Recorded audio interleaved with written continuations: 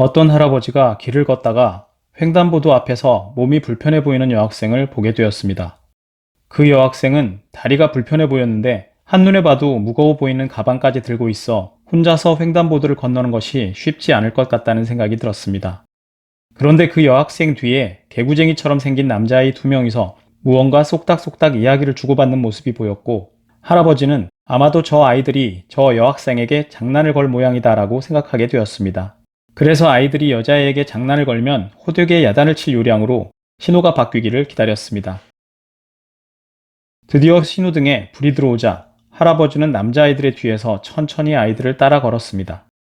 할아버지의 예상대로 장애를 가진 여자아이는 절뚝거리며 천천히 횡단보도를 걸어가기 시작했고, 무거운 가방 때문에 몸을 가누는 것이 더욱 힘겨워 보였습니다. 그런데 뒤따르던 남자아이들이 장난을 칠 생각은 있는 것인지 횡단보도의 절반쯤 이르러 곧 신호등이 빨간불로 바뀌기 직전까지도 그 여자의 뒤에서 천천히 걷기만 할 뿐이었습니다. 곧 신호등의 초록색 불이 깜빡이기 시작했고, 한 아이가 옆에 있는 아이의 팔을 툭 치더니 드디어 작전에 돌입하는 것이었습니다.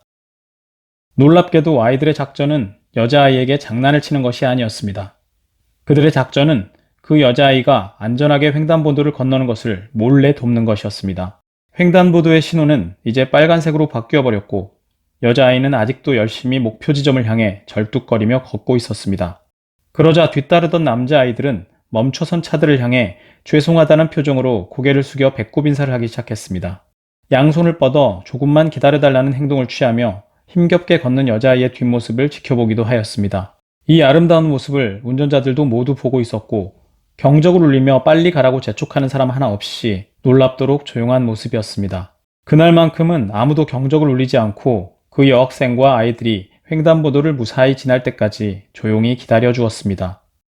할아버지는 크게 감동하여 횡단보도를 모두 건넌 뒤 두 아이를 불러 세워놓고 이것저것 물어보았습니다. 몸이 불편한 여학생을 돕자는 생각을 어떻게 하게 되었는지, 그리고 가방을 들어주거나 부축을 해주면 시간 내에 횡단보도를 건널 수 있었을 텐데 왜 그렇게 하지 않았는지 등을 말입니다. 그런데 그 아이들의 대답이 놀라웠습니다.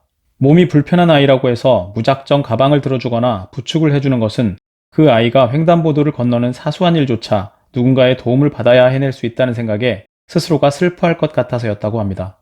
그리고 장애인들이 가장 불편해하는 것 중 하나가 주변 사람들의 시선이라고 배웠다는 것입니다. 즉, 도움을 요청하지도 않았는데 도와주겠다고 나서는 것이 어떤 사람에게는 불편할 수도 있다는 것입니다. 여러분이 절뚝거리며 길을 걷는데 마주치는 사람마다 여러분을 쳐다본다고 생각해 봅시다. 얼마나 부담스러울까요? 게다가 낯을 많이 가려서 누군가가 자기에게 말을 거는 것 자체가 부담스러운 사람이라면 비록 좋은 의도로 도와주겠다는 말을 하는 것이지만 그 사람에게는 불편한 상황이 될 수도 있다는 것입니다. 그 아이들은 그 여학생의 마음을 그렇게까지 헤아렸던 것이죠. 물론 도움을 받고 싶지만 말을 못하고 있었을 수도 있겠죠. 하지만 이 아이들은 아무도 모르게 그 여학생을 돕는 방법을 선택한 것입니다. 할아버지는 두 아이들을 칭찬해주며 우리나라의 미래가 아주 밝다는 생각을 하게 되었습니다.